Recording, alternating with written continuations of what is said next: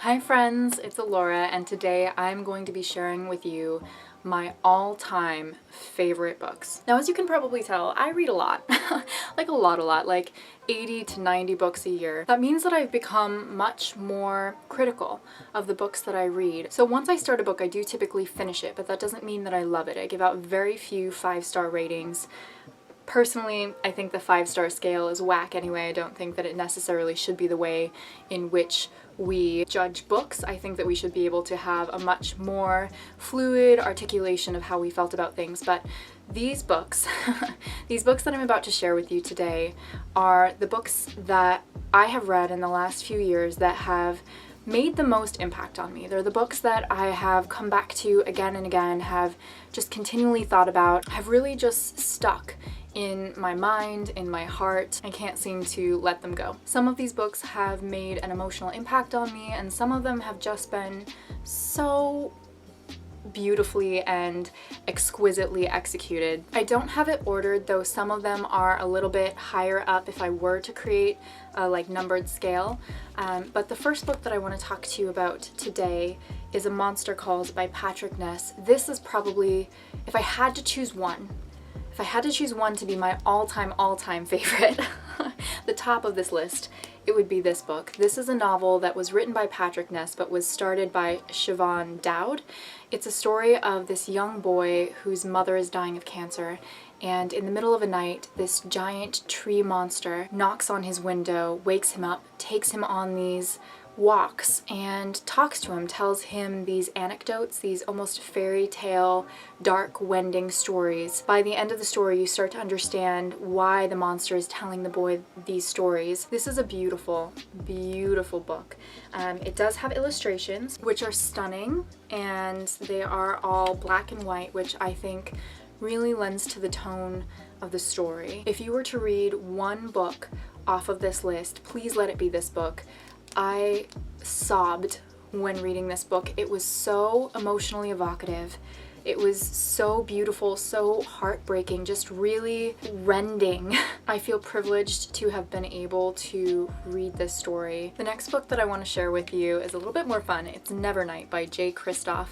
Now, this book is gratuitous in all areas, but it is so hilarious. This is the story of Mia Corvair, whose entire family has been murdered by the government.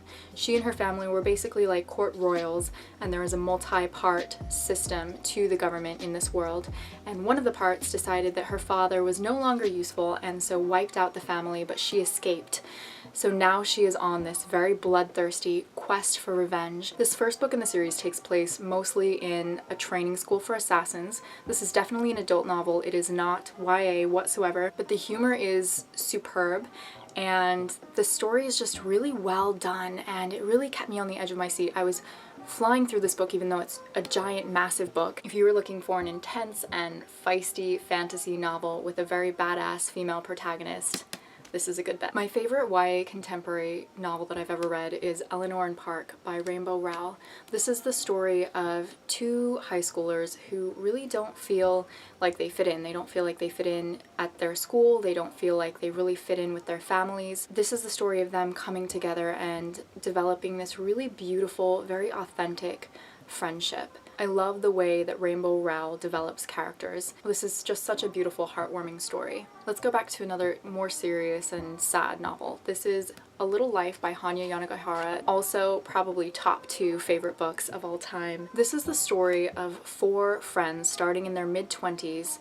All of them are living in New York together at the beginning of the story, and it follows each of their journeys through about 30 or 40 years of their lives, how they interact with each other, how their own lives develop, and how their pasts have influenced their present reality and their relationships with one another. This is just a beautiful story. It's very heartbreaking at times. It's very inspiring at other times. It's definitely a slow burn novel, as it is over 800 pages long, but it's just so satisfying to see all of the different threads of the story come together to create this one masterpiece, really. Let's switch genres to fantasy now. So we have The Name of the Wind by Patrick Rothfuss. This, just want to point out, is the 10th anniversary edition, and it has red pages, which is amazing, and this really intense cover. But this is the story of Quoth, who is born into a troupe of traveling players, and very quickly his life is turned upside down. The novel begins in a place called the Wayfarer Inn, where Quoth is significantly older and essentially a legend in this world. The tale is told from Quoth's perspective as he recounts his life to this man named the Chronicler, who's writing down his story. The writing is very lyrical, and it just feels like an epic tale. It's very well put together, has a very lulling cadence, and it just really builds on itself to create this incredibly intricate world and very well developed character who you can start to see as legendary. Another of my favorite books is Unaccustomed Earth by Jhumpa Lahiri. This is a short story collection. The first 3 or 4 stories in the collection are completely disconnected from each other, but then the final 4 stories in the collection do kind of begin to weave together into one larger story. The theme behind this short story collection is people who are Indian of origin coming to other places, creating lives for themselves in these new places that feel very uncomfortable to them, that feel very foreign. This is just beautifully crafted and comes together so well. I love reading stories like this. It gave me a lot of insight into Indian culture and what it must be like to immigrate to different countries. But this theme wasn't only about feeling foreign in a foreign land, it was also about sometimes feeling foreign within your own family or within your own person. She integrated that very subtly and beautifully into this short story collection. The next book is an illustrated work by Neil Gaiman called The Sleeper and the Spindle. The illustrations are done by Chris Rydell, but the story is Gaiman's. This book, look at that. Look at the inking work. It is so intricate.